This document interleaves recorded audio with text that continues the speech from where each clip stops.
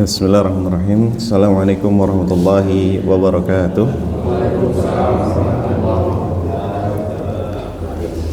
Alhamdulillah, alhamdulillahilladzi nahmaduhu wa nasta'inuhu wa nastaghfiruh wa na'udzu billahi min shururi anfusina wa min sayyiati a'malina.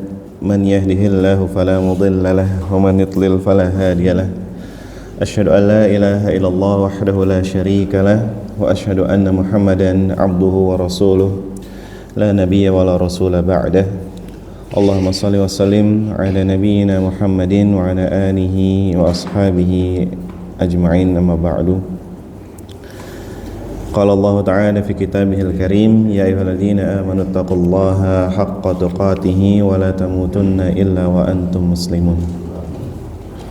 Fa inna asdaqal hadits kitabullah wa khairal hadi hadi Muhammadin sallallahu alaihi wasallam wa syarrul umuri muhdatsatuha fa inna kulla muhdatsatin fid dini bid'ah wa kulla bid'atin dhalalah wa kulla dhalalatin finnar. Bapak-bapak yang saya cintakan Allah azza wa jalla, alhamdulillah di kesempatan pagi hari yang cukup sejuk ini kita bisa kembali berkumpul, kembali bersua, kembali bercengkrama, dan juga kita sama-sama di sini duduk di masjid atau di rumah, salah satu rumah dari rumahnya Allah Subhanahu wa taala, yang kita niatkan ikhlas karena Allah Subhanahu wa taala untuk menuntut ilmu, sembari kita memanfaatkan nikmat Allah Subhanahu wa taala yang diberikan kepada kita dengan sebaik-baiknya. Karena orang-orang yang cerdas, kata Rasulullah SAW, adalah mereka yang bisa memanfaatkan waktunya untuk akhiratnya. Kata Rasulullah SAW, al-kaisu man dana nafsuhu wa amila lima ba'dal maut. Orang yang cerdas itu adalah mereka yang menghisap dirinya, mereka yang selalu menghitung dirinya, mereka yang selalu mengkoreksi dirinya, apakah hari ini sudah baik atau belum, apakah amalannya sudah ada atau belum, apakah bertambah keilmuannya atau tidak. Dan juga mereka yang selalu melakukan amalan-amalan atau melakukan kebaikan-kebaikan untuk bekalnya nanti di hari kematiannya dia. Karena seorang yang dia mati meninggalkan dunia ini tidak akan membawa apa-apa kecuali hanya amalan-amalan yang dia andalkan saja. Semuanya akan kembali, semuanya akan diambil. Harta yang selama ini kita kumpulkan akan dinikmati oleh generasi penerus kita. Rumah yang kita capek-capek dirikan akan dinikmati oleh para keturunan kita. Semua yang berkaitan dengan dunia akan ditinggalkan, kecuali satu yang selalu menemani kita, yaitu amalan-amalan setelah kematian kita itu. Makanya di sini salah satu amalan yang kita lakukan adalah kita berkumpul, kita belajar, kita menuntut ilmu, dan lebih bagus lagi ketika ilmu yang kita pelajari ini kita ajarkan kembali kepada anak-anak kita, sehingga ilmu tersebut bermanfaat bagi diri kita nanti di hari di mana kita tidak dapat mengandalkan apapun yang kita punya di dunia ini. Karena Rasulullah SAW juga menyebutkan, idza mata ibnu Adam inqata'a amalu ila salasin. Apabila seorang ibnu Adam itu meninggal atau mati, seorang anak manusia itu mati, kemudian dia tidak akan bawa apa-apa kecuali akan berjalan 3 hal yang akan berjalan bagi dirinya. Apa itu? Yaitu sedekah jariyah, sedekah jariyah. Yang kedua, ilmun yuntafa'u bihi, ilmu yang bermanfaat bagi dirinya. Yang ketiga adalah waladun saleh yad'u lahu. Nah, di sini makanya kita salah satu untuk menciptakan ketiga ini perlu yang namanya ilmu ini. Kita pelajari, kita baik-baik kita belajar, kita praktekkan, lebih baik lagi kita ajarkan kepada anak-anak kita, sehingga mereka ketika melakukan apa yang kita ajarkan itu menjadi sebuah sedekah jariyah kita, menjadi amalan jariyah kita yang akan menolong kita nanti di alam kubur nanti. Mudah-mudahan kita berkumpul di sini semuanya benar-benar berniatkan hal tersebut. Amin ya rabbal alamin. Baik, kita lanjutkan pembahasan kita dari kitab Taisirul Alam Syarh Umdatul Ahkam, kita masuk ke dalam bab al-qiraah fis shalah. Bab al-qiraah fis shalah, yaitu bacaan di dalam salat. Penulis hafizahullah taala beliau menyebutkan mabahis hadzal bab al-kalamu ala qiraatil Fatihah fis shalat. Pembahasan di dalam bab ini kita akan berbicara tentang bacaan Al-Fatihah di dalam salat. Hal tasihhus salatu biduniha? Apakah salatnya sah kalau kita tidak membaca Al-Fatihah tersebut? Dan juga kita akan berbicara juga tentang wal kalamu 'alal mawadhi'il lati yaktafi fiha bil Fatihah, yaitu percakapan atau perkataan yang akan kita bahas tentang tempat-tempat yang cukup dengan membaca Al-Fatihah saja itu kapan. Wal mawadhi'il lati yushra'u fiha ba'da al-Fatihah ghairuha, yaitu tempat-tempat yang disyariatkan untuk membaca surat-surat lainnya selain Al-Fatihah. Wal kalamu aidan, dan juga perkataan lainnya nanti kita bahas adalah tentang ala naw'il qiraati binisbati lis-shalawati wa nahwi dzalika minal buhus al-muta'alliqah bil qiraah, dan percakapan yang berkaitan dengan bacaan-bacaan salat, bacaan-bacaan salat yang nanti akan kita bahas di kesempatan kali ini. Baik. Masuk ke dalam hadis yang pertama di dalam bab ini adalah al-hadis ar-rabi' wa tis'un, yaitu hadis yang ke-94. An Ubadah bin Samit radhiyallahu ta'ala anhu, dari seorang sahabat yang bernama Ubadah bin Samit radhiyallahu ta'ala anhu, anna Rasulullah sallallahu alaihi wasallam qala, bahwasanya Rasulullah sallallahu alaihi wasallam bersabda, la salata liman lam yaqra bi Fatihatil kitab, tidak ada salat bagi siapa saja yang ia tidak membaca Fatihah Al-Kitab, bi Fatihatil Kitab, surat Al-Fatihah. Baik. Nah, di dalam hadis ini kalau kita pahami secara literal, berarti menandakan bahwasanya salat kita tidak akan sah kalau tidak membaca surat Al-Fatihah, membaca surat Al-Fatihah. Nah, namun para ulama berbeda pendapat. Berbeda pendapatnya di mana? Yaitu apakah ini untuk pada saat dia baca sendiri aja, atau pada saat dia menjadi makmum, atau pada saat dia menjadi imam gitu. Apakah ini semua salat, apa kalau dia menjadi seorang makmum dia harus juga baca Al-Fatihah atau tidak? Kayak gitu. Nah, ini para ulama berbeda pendapat. Tapi pendapat yang pertama di sini disebutkan oleh penulis, taqaddama anna madhhabal Hanafiyah anna al-masyru'a indahum qira'atul Fatihah fis shalah. Bahwasanya di dalam mazhab Hanafiyah mereka mensyariatkan untuk membaca surat Al-Fatihah di dalam salat. Walakinnahum yujizuna shalah biduniha. Akan tetapi ulama-ulama Hanafiyah mereka semua membolehkan kalau misalkan di dalam salat itu tidak dibaca surat Al-Fatihahnya. Jadi mereka mensyariatkan, ini disyariatkan, akan tetapi kalau misalnya tidak baca boleh, kata mereka. Walau man qadirun 'alaiha, walaupun dia mampu untuk membaca Al-Fatihah tersebut. Akan tetapi di sini dibantah oleh penulis, was-sahihu ma dzahaba ilaihil jumhur, dan adapun yang lebih sahih adalah yang diambil pendapatnya oleh jumhur ulama atau kebanyakan para ulama. Min ta'ayyunil Fatihah ma'al qudrati 'alaiha, yaitu wajibnya membaca Al-Fatihah dengan kemampuan dia. Nah, di sini menandakan bahwasanya jumhur secara tidak langsung menyebutkan surat Al-Fatihah ini ketika di dalam salat adalah sebagai sebuah rukun dalam salat. Yang artinya apa? Jika kita tidak membaca surat Al-Fatihah, maka salat kita akan batal. Salat kita akan batal, enggak sah. Salat kita akan batal. Nah, oleh karena itu, karena rukun dia wajib untuk dibaca. Dan bahkan kalau seorang mu'alaf ketika dia masuk ke dalam Islam, yang wajib untuk dia pelajari pertama apa? Al-Fatihahnya dulu biar dibaca. Tapi kalau misalkan dia masih kesulitan untuk membaca surat Al-Fatihah, maka sekemampuan dia. Dan bahkan ada ulama menyebutkan ketika ia memang tidak mampu membaca, maka pada saat dia sholat dia berzikir, membaca subhanallah, walhamdulillah, dan seterusnya. Nah, kalau dibilang rukun, kira-kira kalau saya tanya ke bapak-bapak, udah hafal semua berarti ya rukunnya, rukun sholat ya, insyaallah ya. Coba satu apa pak rukun sholat? Niatnya lafadz diucapin apa enggak pak?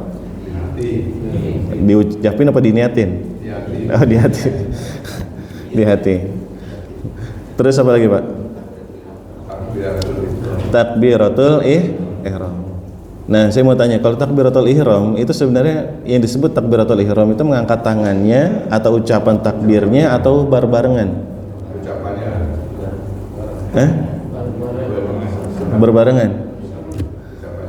Intinya takbiratul ihram itu apa? Takbir. Perkataannya. Jadi kalau bapak misalkan mengangkat tangan doang tapi tidak mengucapkan takbir, itu bukan takbiratul ihram. Itu takbiratul ihram. Kenapa? Karena yang disebut takbiratul ihram adalah ucapannya Allahu Akbar. Allahu Akbar. Terus apa lagi, Pak? Yang ketiga, baca surat Al-Fatihah. Keempat, ruku. 5, i'tidal. 6, sujud. 7, langsung salam. Tasyahud akhir. Lanjut. Terakhir. Emang masih terakhir? Salam. Ada satu lagi ketinggalan, Pak. Sebagian ulama memasukkannya sebagai sebuah rukun. Apa? Udah kita bahas sebelumnya. Bukan. Apa?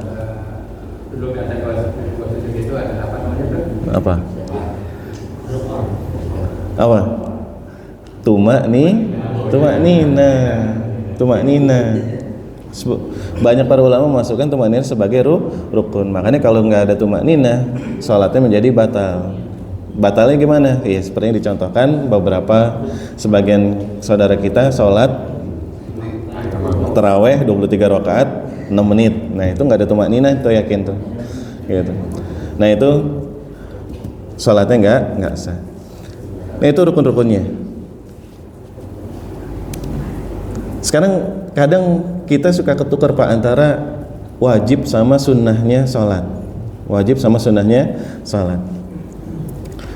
Kadang ada yang menyebutkan, oh ini wajib, tapi ternyata itu sunnah. Ada yang menyebutkan ini sunnah, tapi ternyata itu wajib. Gitu. Seperti contohnya sunnah salat apa? Kira-kira? Baca surat pendek. Baca surat itu sunnah. Itu sunnah. Nah, tapi ada sebagian orang yang dia menganggap itu sebagai sebuah kewajiban. Kalau dia nggak baca surat pendek berarti harus sujud sahwi nih gitu. Sujud sahwi karena wajib.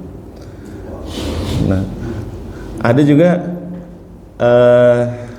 sholat zuhur. Saya pernah sekali suatu kali lagi sholat di bandara, terus kemudian pas kita lagi sholat zuhur, imamnya pakai jahar Pak, dikerasin suaranya.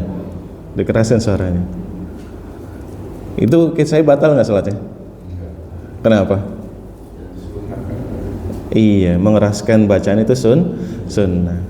Tapi yang dicontohkan Rasulullah SAW, kalau zuhur asar bacanya sir, bacanya pelan-pelan. Saya kaget, ini saya udah malam apa? Oh ternyata dia juga lupa, ternyata imamnya juga lupa, dikira lagi sholat maghrib. Ya. Iya. Nah, di hadis ini kemudian penulis menyebutkan faedah-faedahnya. Yang pertama adalah wujub qiraatil Fatihah fi kulli raka'atin minas shalah, yaitu wajibnya membaca surat Al-Fatihah di setiap di setiap rakaat di dalam salat. Wa annahu la yujzi'u ghairuha ma'al qadrati 'alaiha. Bahwasanya tidak boleh bagi selainnya, maksudnya tidak boleh membaca selain surat Al-Fatihah walaupun ia mampu untuk membaca yang lainnya. Wa butlanu, yang kedua adalah butlanu shalah bitarkiha, batalnya salat dengan meninggalkan bacaan Al-Fatihah. Minal mu'tamad, apabila dia meninggalkan secara sengaja. Wal jahil wan nasi, dan juga apabila dia enggak tahu atau wan nasi, dia lupa, itu juga tetap termasuk ke membatalkan salat. Li'annaha ruknun, kenapa? Karena itu adalah rukun. Wal arkanu la tasqutu mutlaqan, dan arkan itu tidak boleh hilang secara mutlak. Yang ketiga, faedahnya adalah lakin taqaddama anna sahiha minal aqwali as-salasah. Telah tadi dibahas bahwasanya yang paling benar dari tiga pendapat tadi, bahwasanya wajib bagi kita membaca surat Al-Fatihah. Dia termasuk rukun. Kemudian hadis yang selanjutnya al-hadis al-khamis wa tis'un, hadis yang ke-95, an Abi Qatadah al-Ansari, dari seorang sahabat juga yang bernama Abu Qatadah al-Ansari radhiyallahu ta'ala anhu berkata, kana Rasulullah sallallahu alaihi wasallam yaqra'u fi rak'ataini al-ulayaini min salati zuhri bi Fatihatil Kitab wa surataini. Yaitu beliau mengatakan bahwasanya Rasulullah sallallahu alaihi wasallam dulu membaca di 2 rakaat pertama dari salat zuhur dengan surat Al-Fatihah, dan juga dilanjutkan dengan 2 surat lagi. Maksudnya rakaat pertama 1 surat Al-Fatihah, kemudian dilanjutkan 1 surat yang lain. Yutawwilu fil ula wa yuqassiru fis saniyah yusmi'una al-ayah ahyanan. Yaitu kemudian Rasulullah SAW memanjangkan bacaan di rakaat yang pertama dan memendekkan yang di kedua. Yusmi'una al-ayah ahyanan, dan kadang Rasulullah SAW juga mengeraskan bacaannya terkadang. Ini salat apa tadi? Salat zuhur. Di sini menyebutkan yusmi'una al-ayah ahyanan. Wa kana yaqra'u fil asri bi Fatihatil Kitab wa surataini, dan kemudian Rasulullah SAW juga di dalam salat asar beliau membaca surat Al-Fatihah dan 2 surat lainnya. Seperti tadi salat zuhur. Yutawwilu fil ula, memanjangkan yang pertama, wa yuqassiru fis saniyah, dan juga memendekkan yang kedua. Wa fi rak'ataini al-ukhrayaini bi ummil kitab, dan juga di 2 rakaat sisanya di rakaat ketiga dan rakaat keempat Rasulullah SAW membaca juga dengan ummil kitab, membaca surat Al-Fatihah. Wa kana yutawwilu fi rak'atil ula fi salatis subhi, dan kemudian Rasulullah SAW juga di dalam rakaat pertama dalam salat subuh itu dipanjangkan bacaannya. Wa yuqassiru fis saniyah, dan beliau memendekkan di rakaat yang kedua. Nah, dalam hadis ini menyebutkan atau menjelaskan kepada kita bahwasanya Rasulullah SAW memberikan sunnahnya apa? Yaitu pada saat di rakaat pertama dan rakaat kedua beliau selalu memanjangkan di rakaat pertamanya. Di rakaat pertamanya bacaan suratnya itu dipanjangkan daripada rakaat kedua.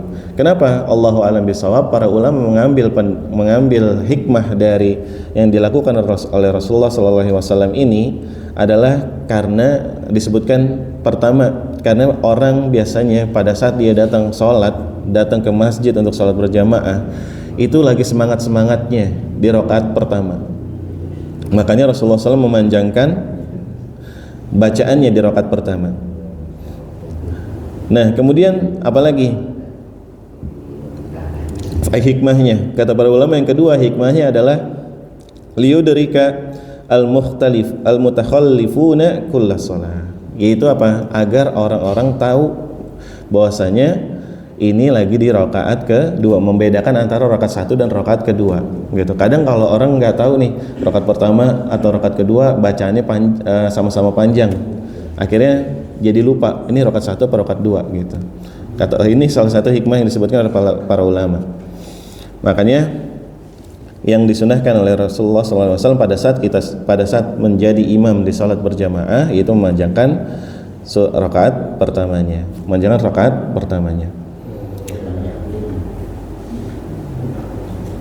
Kemudian kita lanjutkan lagi ke hadis yang selanjutnya, al hadis as-sadis wa tis'un, yaitu hadis yang ke-96. An Jubair bin Mut'im, dari salah seorang sahabat lagi, Jubair bin Mut'im qala, berkata, sami'tu an-nabiy sallallahu alaihi wasallam, aku mendengar Nabi sallallahu alaihi wasallam yaqra'u fil maghrib bit-tur. Aku mendengar Rasulullah sallallahu alaihi wasallam pada saat sholat maghrib beliau membaca surat At-Tur. Baca surat At-Tur. Surat At-Tur ada di juz berapa, Pak? Hah? 29? Bukan. Justru itu Ustaz, saya lupa satu.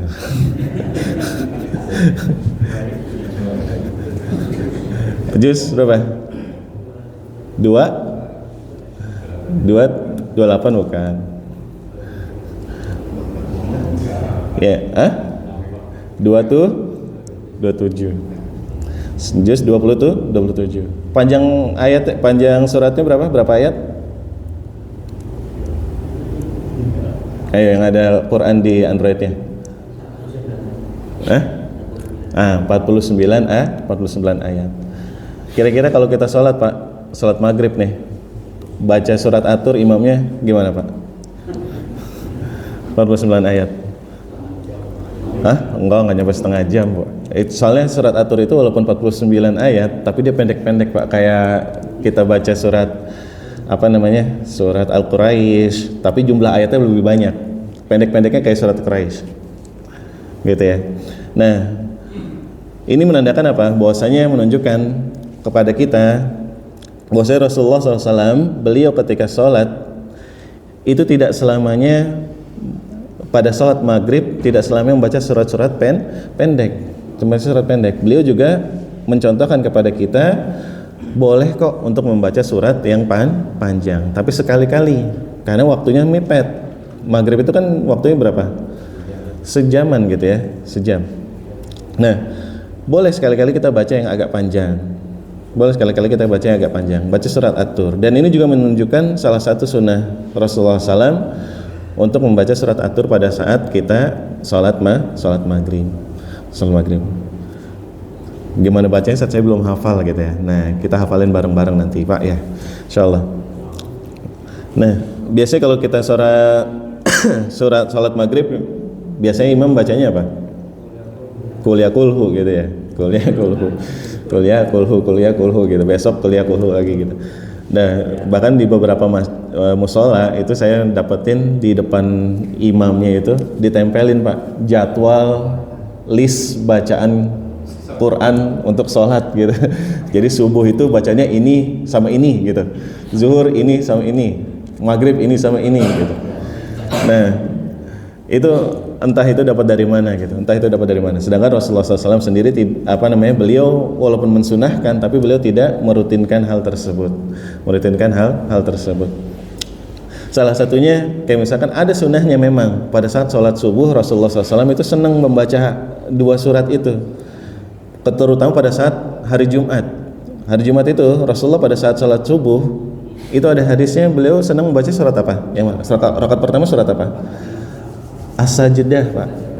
Surat As-Sajdah. Rakaat kedua baca surat Al-Insan. Nah, yang di tempat lainnya lagi Rasulullah juga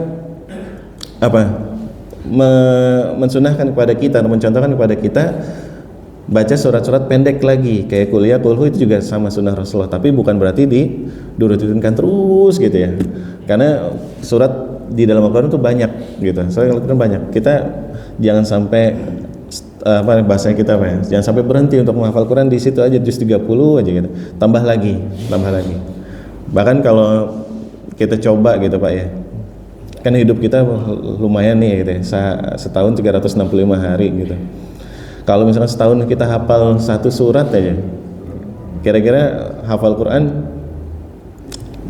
Mungkin nggak sampai semuanya, cuma seenggaknya kita udah menghafal banyak surat gitu. Karena kan nggak ada dari kita yang hidupnya 114 tahun gitu ya, 1 tahun 1 surat gitu, 1 tahun 1 surat. Nah tapi kan kayaknya nggak mungkin 1 tahun 1 surat. Kenapa? Karena juz 30 pendek-pendek, bapak-bapak udah hafal semua gitu. Nah makanya kita coba upgrade diri untuk kita menghafal Al-Quran, sehingga pada saat bacaan salat kita bervariasi, dan tentunya pahala kita juga akan lebih banyak dengan menghafal Quran tersebut. Karena salah satu indikator atau mungkin salah satu tingkatan surga kita nanti, kata Rasulullah SAW apa? Nah, hafalan Quran kita, di mana kita berhentinya? Di mana kita berhentinya? Hadis selanjutnya, al-hadis as-sabi' wa tis'un. Al-hadis as-sabi' wa tis'un. Itu hadis yang ke-97. Anil Bara bin Azib radhiyallahu ta'ala anhu, anna an-nabiy sallallahu alaihi wasallam kana fi safar. Fa shalla al-isya al-akhirah fa qara'a fi ihda ar-rak'ataini at-tini waz-zaitun. Fama sami'tu ahadan ahsana sautan aw qira'atan minhu. Dari Al-Bara bin Azib radhiyallahu ta'ala anhu, salah seorang sahabat, bahwasanya Rasulullah sallallahu alaihi wasallam ketika dalam keadaan safar, beliau salat Isya. Al-akhirah. Faqara fi ihda rak'ataini, dan ia membaca di salah satu rakaatnya, yaitu membaca surat Wat-tini waz-zaitun. Surat At-tin. Wat-tini waz-zaitun. Fama sami'tu ahadan ahsana sautan aw qira'atan minhu. Aku tidak pernah mendengar seseorang yang bacaannya lebih bagus dari itu, dari Rasulullah sallallahu alaihi wasallam ketika membaca itu. Nah, di sini juga menjelaskan kepada kita bahwasanya annal ahsan takhfifus sholati fis safar, yaitu paling baik ketika kita dalam keadaan safar, maka membacanya adalah bacaan surat-surat yang pendek gitu. Bacaan surat yang pendek. Jangan mana pas safar bacaannya yang panjang-panjang. Soalnya saya nemuin tuh, udah waktu saya mau ke luar kota, ke Jombang, di stasiun Senen, kereta berangkat tinggal 15 menit lagi gitu, imamnya bacanya surat Al-Baqarah gitu, surat Al-Baqarah, tapi yang terakhir sih, ayat terakhir, tapi 1 halaman. Nah itu saya ketar-ketir, gimana takut ditinggal gitu. Alhamdulillah pas banget gitu, selesai sholat langsung saya berangkat gitu. Cuma ya ruginya saya nggak bisa jamak sholat isyanya gitu, karena pas masuk tempat check in langsung disuruh sama pramugari, langsung suruh masuk gitu, dan pas duduk langsung berangkat gitu. Nah, pas banget itu. Nah ini makanya salah satu sunnah Rasulullah SAW pada saat safar itu kita bacanya yang pendek-pendek, Nah, mungkin sini sekedar pengetahuan tambahan bahwasanya di dalam Al-Quran para ulama membagi surat-surat yang dalam Al-Quran itu ada beberapa bagian. Hal ini untuk memudahkan kita. Makanya di dalam Al-Quran itu ada surat-surat yang disebut dengan surat-surat at-tiwal. Apa itu surat-surat at-tiwal? Surat-surat yang panjang-panjang. Yang jumlah ayatnya itu bisa lebih dari 100-an atau 200-an lebih. Dan ini ada 7 surat. Dimulai dari yang pertama, apa Pak?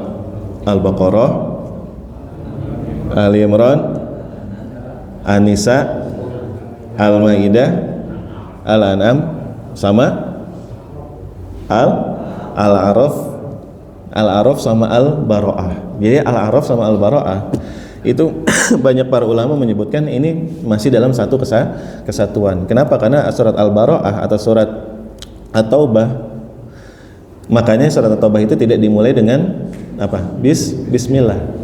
7 surat. Ini disebut dengan surat At-Tiwal. Surat At-Tiwal. Yang kedua, bagian surat yang namanya surat Al-Mi'un. Mi'un ya Pak, bukan mi'in. Mi'un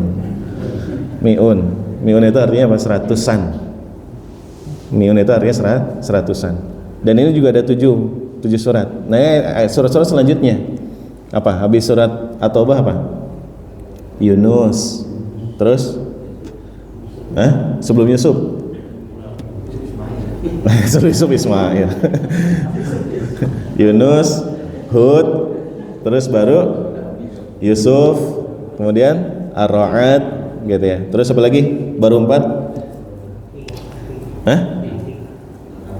Al-Kahfi. Sebelum Al-Kahfi, Al-Kahfi masih urutannya ke 19. Ibrahim, terus Al-Hijr sama An-Nahl. Nah, itu disebut dengan surat apa tadi? Surat-surat Al-Mi'un. Mi'ing lagi. Al-Mi'un. Surat-surat Al-Mi'un. Nah, yang ketiga, bagian surat yang ketiga adalah Al-Masani. Apa itu Al-Masani? Al-Masani itu artinya adalah berulang-ulang. Kenapa disebut Al-Masani? Karena dulu yang sering dibaca atau yang sering diulang-ulang oleh para sahabat dan termasuk Rasulullah SAW sendiri, ini adalah surat-surat Al-Mi'un, diulang bacaannya terus diulang-ulang. Nah, makanya surat Al-Fatihah juga disebut dengan Sab'ul Masani, yaitu adalah 7 ayat yang diulang-ulang ketika sholat. Apa itu surat Al-Masani? Nah, surat Al-Masani itu mulai dari ayat selanjutnya tuh, dari surat An-Nahl, dari surat Al-Isra sampai surat Al-Hujurat. Al-Isra sampai surat Al-Hujurat itu disebut dengan surat Al-Masani. Nah, kalau dulu ulang-ulangnya lumayan ya, Al-Isra sampai Al-Masani. Kalau sekarang yang disebut Al-Masani mungkin cuma 3 ya. Kul gitu, trikul gitu. Kalau orang-orang zaman sekarang trikul gitu, diulang-ulang. Nah, kalau orang dulu Al-Masani Masya Allah diulang terus. Yang terakhir adalah bagian surat Al-Mufassal. Bagian surat Al-Mufassal. Apa itu Mufassal? Terpisah-pisah. Kenapa disebut terpisah-pisah? Karena ayatnya itu pendek-pendek, Pak. Ayatnya pendek, jadi seakan-akan memang terpisah-pisah gitu. Ayatnya pendek-pendek terpisah-pisah. Dan Al-Mufassal ini bagi lagi menjadi 3. Ada namanya Tiwalul Mufassal. Yang panjang tapi dia termasuk mufassal. Dimulai dari surat Qaf sampai surat An-Naba. Dari surat Qaf sampai An-Naba. Nah, kemudian disebut dengan kemudian bagian yang kedua disebut dengan Ausatul Mufassal atau Mufassal yang pertengahan. Pertengahan, terpisah-pisah tapi pertengahan. Dimulai dari surat An-Naba sampai surat Ad-Duha.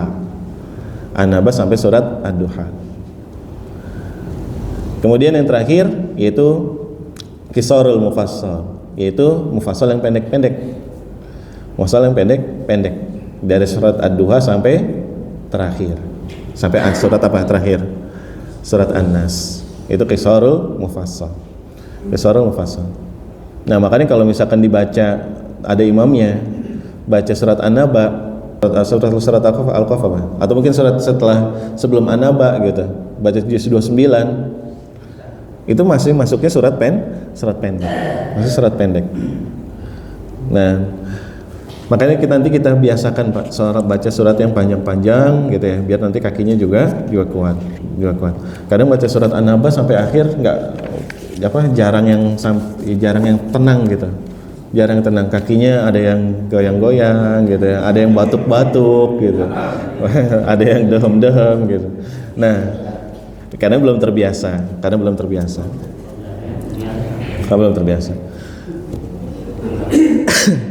Kita lanjutkan ke Al-Hadis As-Samin wa Tis'un, yaitu hadis yang ke-98. An Aisyah radhiyallahu ta'ala anha, dari Bunda Aisyah radhiyallahu ta'ala anha, anna Rasulullah SAW ba'asa rajulan ala sariyatin. Bahwasanya Rasulullah SAW pernah mengutus seorang laki-laki ke dalam sariyah. Sariyah itu adalah kelompok jeish atau kelompok pasukan, sekelompok pasukan. Jadi setiap kelompok pasukan biasanya Rasulullah itu mengutus ada satu komandannya. Dan komandan ini dia bukan hanya sekedar mimpin perang, tapi juga dia mimpin salat. Nah, disebut sariyah itu karena jumlahnya itu, jumlah pasukannya itu antara 5 sampai 300, itu masih disebut sariyah gitu. Nah, baru kalau lebih dari itu namanya beda lagi. Fakana yaqra'u li ashabihi, Dan ketika ia menjadi imam, si komandan itu menjadi imam, ia membacakan kepada pasukannya fi salatihim fayakhtimu bi qul huwallahu ahad. Ketika dia jadi imam, ia membaca surat selain Al-Fatihah, setelah surat Al-Fatihah itu kemudian ditutup dengan surat qul huwallahu ahad. Qul huwallahu ahad. Jadi misalkan dia baca surat Al-Fatihah, kemudian dia baca surat An-Naba, ditutup baca lagi surat qul huwallahu ahad, surat Al-Ikhlas. Nah, kemudian falamma raja'u zakaru dzalika li Rasulillah sallallahu alaihi wasallam. Dan ketika Sariyah ini kembali, kelompok tentara ini kembali, mereka semua datang kepada Rasulullah SAW, menyebutkan hal tersebut kepada Rasulullah SAW. Kenapa kira-kira? Faqala. Nah, mereka mengadukan hal tersebut. Ya Rasulullah, ini komandan saya sholat terus kemudian baca surat Qul huwallahu ahad. Ini benar nggak nih gitu? Padahal udah baca surat. Nah, ini menunjukkan kepada kita apa? Bahwasanya para sahabat dulu nggak pengen amalannya itu terkotori dengan hal-hal yang bersumber dari pemikiran sendiri. Mereka nggak mau mencampur adukan ibadahnya dengan suatu hal yang tidak dicontohkan oleh Rasulullah SAW. Makanya tanya kepada Rasulullah SAW, ini benar nggak nih Rasulullah? Ini benar nggak nih? Kemudian Rasulullah SAW bilang apa? Faqala saluhu, tanya dia, li aisya'in yasna'u dzalika. Coba tanya si komandan kamu itu, coba ngapain lakuin itu? Kenapa melakukan itu? Kemudian para tadi yang tentara tadi bertanya tuh kepada komandannya. Fasa'aluhu faqala. Kemudian komandan ini jawab apa? Li'anna sifatur Rahman azza wa jalla wa ana uhibbu an aqra'aha. Karena itu adalah sifatnya siapa? Ar-Rahman, Allah Subhanahu wa taala. Dan saya senang baca itu karena aku senang menyebut nama Allah. Kemudian kata Rasulullah SAW apa? Faqala Rasulullah SAW akhbiruhu annallaha ta'ala yuhibbuhu. Kabari komandan kamu itu bahwasanya Allah juga cinta ke dia. Tandanya boleh nggak? Boleh. Tandanya boleh. Berarti ini bid'ah nggak? Enggak. Kenapa? Sudah mendapatkan takrir, sudah mendapatkan pengakuan, sudah mendapatkan label dari siapa? Rasulullah SAW bahwasanya ini boleh. Bahwasanya ini boleh. Nah, makanya yang disebut dengan sunnah terkadang kita agak salah memahami antara sunnah. Sunnah itu kadang kita pahami bukan cuma yang ada di zaman Rasulullah saja gitu. Kalau kita bisa berpikir di sini yang penting baik, itu juga bisa menjadi sunnah. Ada yang berpikir seperti itu. Tapi sebenarnya sunnah menurut ulama al-muhaddisin, semua ulama-ulama hadis yang kita ketahui bahwasanya apa? Sunnah itu adalah kullu ma udifa ila Nabi sallallahu alaihi wasallam min qaulin aw fi'lin aw taqririn aw sifatin. Semua yang disandarkan kepada siapa? Rasulullah sallallahu alaihi wasallam, dari ucapan, dari perbuatan, dari takrir, persetujuan, label, udah di label sama Rasulullah, ataupun sifat sifatnya Rasulullah itu disebut dengan sunnah. Nah, sedangkan orang yang melakukan ini, apakah dia melakukan perbuatan bid'ah? Iya nggak? Perbuatan bid'ah nggak? Enggak. Kenapa? Dia bertanya dulu di situ ada Rasulullah SAW yang mengetahui tentang syariat dan akhirnya mendapatkan persetujuan dari Rasulullah SAW. Nah, kalau zaman sekarang kita melakukan sebuah perbuatan baik, apakah itu sudah bisa menjadi bid'ah? Bisa jadi. Kenapa? Karena kita nggak dapat persetujuan Rasulullah, nggak tahu nih, gitu. Persetujuan kita nggak tahu persetujuan apa mendapatkan persetujuan dari Allah dan Rasulullah atau tidak, gitu. Nah, makanya di sini salah satu hal yang bisa kita pelajari dari hadis ini bahwasanya adalah sunnah ketika mendapatkan persetujuan dari Rasulullah Shallallahu Alaihi Wasallam, itulah sunnah. Kita lanjutkan ke hadis yang selanjutnya, al hadis at-tasi wa tis'un. Saya mohon maaf mungkin tidak sampai syuruk gitu. Tidak sampai syuruk karena saya harus ke Jonggol menghadiri pernikahan saudara. Al hadis at-tasi wa tis'un dari Jabir radhiyallahu taala anhu anna Rasulullah sallallahu alaihi wasallam qala li Muadz, bahwasanya Rasulullah sallallahu dari Jabir bin Abdullah radhiyallahu taala anhu bahwa Rasulullah SAW berkata kepada Muaz bin Jabal radhiyallahu taala anhu, "Falaula shalaita bi sabbihisma rabbikal a'la wasyamsi wa duhaha wa laili idza yaghsha fa innahu yusalli wara'aka al-kabir wa dha'if wa dzul hajah." Dia Rasulullah SAW pernah mengatakan kepada Muaz bin Jabal radhiyallahu anhu, "Falaula shalaita," intinya janganlah kamu membaca pada saat sholatmu itu Sabbihisma rabbikal a'la, atau mungkin seandainya saja kau membaca pada saat sholatmu itu Sabbihisma rabbikal a'la wasyamsi wa duhaha wa laili idza yaghsha fa innahu yusalli wara'aka. Kamu lebih baik baca itu 3 surat itu daripada kamu baca yang panjang-panjang. Jadi hadis ini sebenarnya ada kisahnya sebelumnya, yaitu pada saat Muaz bin Jabal menjadi imam bagi kaumnya, dia suka membaca surat yang panjang, Nah, kemudian kaumnya itu mengeluhkan kepada Rasulullah SAW tentang bacaan yang panjang dari Muaz bin Jabal ini. Akhirnya Rasulullah SAW menegur, lebih baik kamu baca pada saat sholat kamu itu baca Sabbihisma rabbikal a'la atau wasyamsi atau walaili idza yaghsha fa innahu yusalli wara'aka, karena yang disolat di belakang kamu itu ada orang tua al-kabir wa dha'if yang lemah wa dzul hajah dan yang memiliki hajat.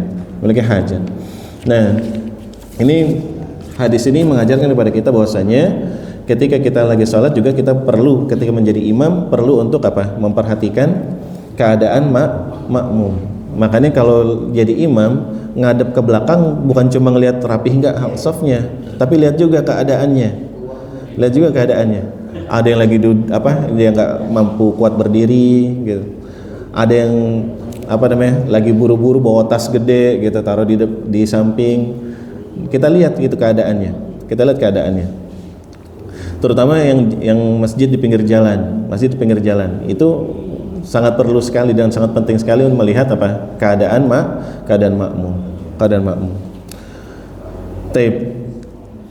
Nah, kalau kayak gini kita lihat kan nggak ada yang lagi buru-buru kan. Nah, panjangin nanti kalau jadi imam gitu. Latihan panjangin. Iya. Taib, al-hadis al-mi'ah. Hadis yang terakhir dari bab ini yang ke-100 adalah An Anas bin Malik radhiyallahu ta'ala anhu, dari Anas bin Malik radhiyallahu ta'ala anhu, anna Nabi sallallahu alaihi wasallam wa Abu Bakrin wa Umar radhiyallahu ta'ala anhu kanu yaftatihuna as-shalah bi alhamdulillahi rabbil alamin. Dari Anas bin Malik radhiyallahu ta'ala anhu bahwasanya Nabi sallallahu alaihi wasallam dan dan Abu Bakar dan Umar, mereka dulu membuka salat mereka dengan membaca Al-Fatihah, alhamdulillahi rabbil alamin. Wa fi riwayatin, dan dalam riwayat lain, sallaitu ma'a Abi Bakrin wa Umar wa Utsman radhiyallahu ta'ala anhum falam asma' ahadan minhum yaqra'u bismillahirrahmanirrahim. Yaitu dalam riwayat lain Anas bin Malik mengatakan, saya salat di belakang Abu Bakar, Umar dan Utsman radhiyallahu ta'ala anhum, dan aku tidak mendengar mereka satupun yang membaca pada saat salatnya sebelum Al-Fatihah Bismillahirrahmanirrahim. Wali Muslim, dan dari riwayat Muslim, salaitu khalfan Nabi sallallahu alaihi wasallam wa Abi Bakr wa Umar wa Utsman radhiyallahu ta'ala anhum. Aku salat juga di belakang Nabi sallallahu alaihi wasallam, Abu Bakar, Umar dan Utsman. Fakanu yastaftihuna as-salata bi alhamdulillahi rabbil alamin la yadhkuruna bismillahirrahmanirrahim fi awwali qira'atin wala fi akhiriha. Aku sholat di belakang Nabi SAW, Abu Bakar, Umar, Utsman radhiyallahu ta'ala anhum, dan aku mendengar mereka membuka sholat itu dengan alhamdulillahirabbil alamin. Mereka tidak menyebutkan la yadhkuruna bismillahirrahmanirrahim. Mereka tidak menyebutkan bismillahirrahmanirrahim fi awwali qira'atin wala fi akhiriha. Di awal bacaan, baca surat tadi, surat Al-Fatihah, atau wala fi akhiriha, di akhir surat Al-Fatihah. Artinya ketika dia membaca surat selanjutnya itu tidak membaca bismillahirrahmanirrahim. Ini perkataan Anas bin Malik. Nah, makanya di sini ada perbedaan di antara para ulama. Dhahaba al-a'immah as-salasah Abu Hanifah wa Syafi'i wa Ahmad ila istihbabil bismillah fis shalah. Yaitu imam yang tiga, Abu Hanifah, Syafi'i dan Ahmad, mereka berpendapat bahwasanya mengucapkan bismillah di dalam salat adalah istihbab, disenangi. Wa dhahaba al-Imam Malik ila adami masyru'iyyatiha, dan berpendapat Imam Malik bahwasanya tidak disyariatkan membaca bismillah pada surat Al-Fatihah. Membaca surat Al-Fatihah. Dalilnya apa? Dalilnya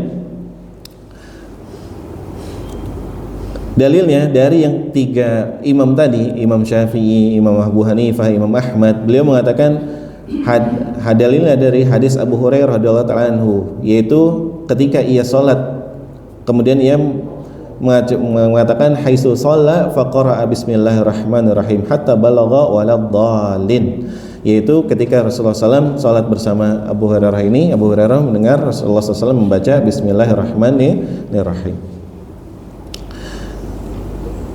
Kemudian yang lainnya seperti Imam Malik tadi mengucapkan bahwasanya tidak disyariatkan membaca bismillah pada saat membaca Al-Fatihah atau surat selanjutnya, itu ada berdasarkan hadis yang sudah kita bacakan tadi yang dibawakan oleh penulis, yang diriwayatkan dari Anas bin Malik radhiyallahu ta'ala anhu.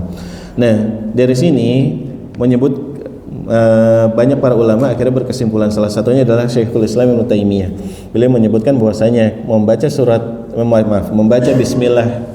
bismillah sebelum Al-Fatihah itu yang terbaik adalah untuk keluar dari perbedaan pendapat ini adalah membaca dengan sir.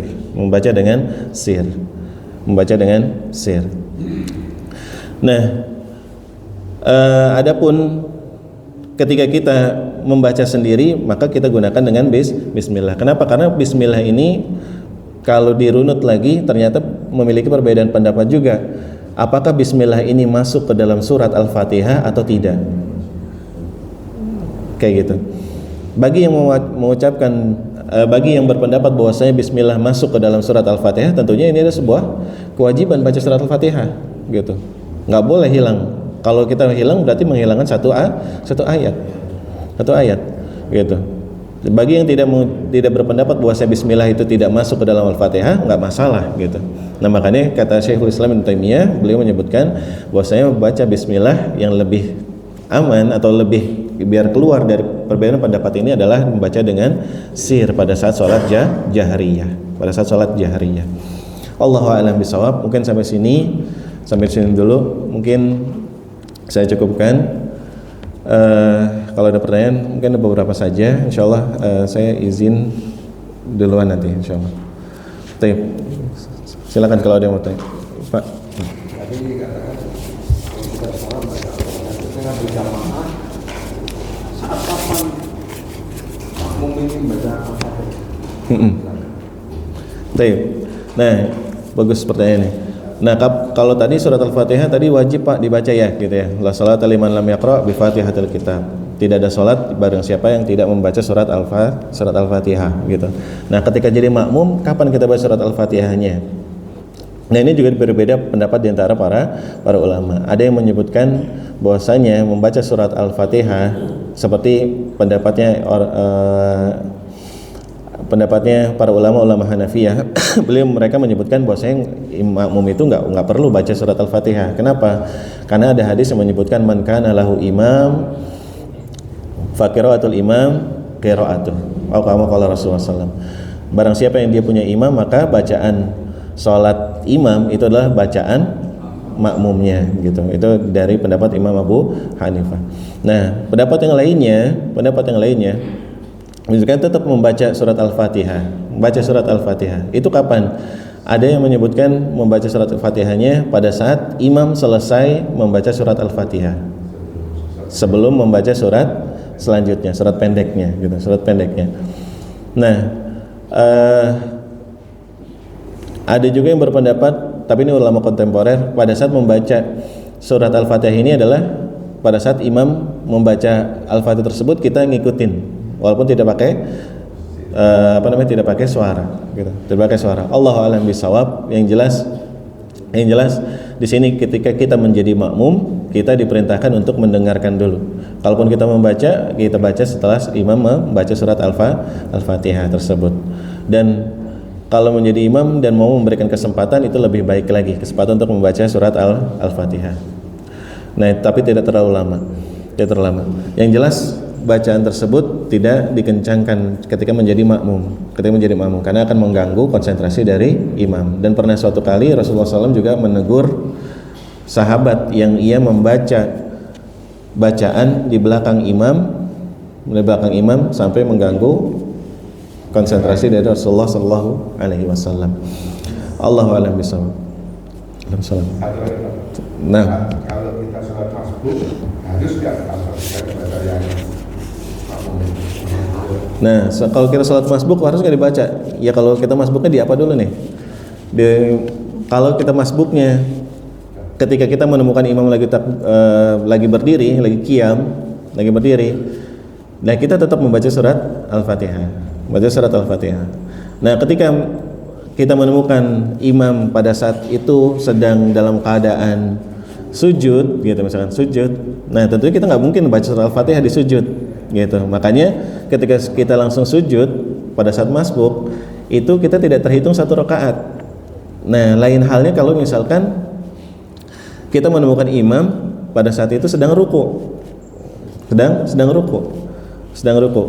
Ini ada hadisnya dari yang diriwayatkan pernah dilakukan oleh seorang sahabat yang pada saat itu Abu Bakar kalau saya nggak salah, ketika ia datang sholat menemukan Rasulullah SAW sedang ruku, dia kemudian buru-buru ruku dari ujung pintu masuk sampai berjalan sampai masuk ke dalam shaf, gitu, ruku. Nah, kemudian pada saat setelah sholat Rasulullah tidak menyuruh dia untuk mengulang sholat. Artinya apa?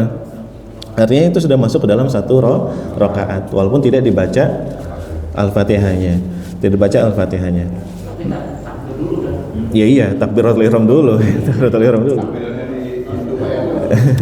Takbiratul ihram dulu. Nah, tadi saya mau ngomong apa tuh? Jadi lupa deh. Nah, ini menandakan bahwasanya apa? Ketika ruku sudah mendapatkan satu rakaat. Nah, tapi Rasulullah SAW ketika Abu Bakar ini setelah sholat, beliau hanya menegurnya dan mengatakan apa? Zadakallahu hirsan wala ta'ud. Semoga Allah menambah semangat kamu lagi untuk beribadah, tapi jangan diulangin, gitu. Cuma menegur itu saja, tapi tidak menyuruh untuk apa? Sholatnya diulang, gitu, enggak. Gitu, menandakan bahwasanya dia sudah mendapatkan rakaat tersebut. Allahu a'lam bishawab. Mungkin sampai sini, mudah-mudahan bermanfaat bagi diri saya pribadi khususnya dan para jamaah umumnya. Mudah-mudahan bisa kita lakukan dalam kehidupan kita sehari-hari dan menjadi tambahan amalan dan juga keilmuan kita di dunia ini menjadi bekal nanti di akhirat kelak. Amin ya rabbal alamin. Subhanakallah bihamdika asyhadu an la ilaha illa anta astaghfiruka wa atubu ilaik. Assalamualaikum warahmatullahi wabarakatuh.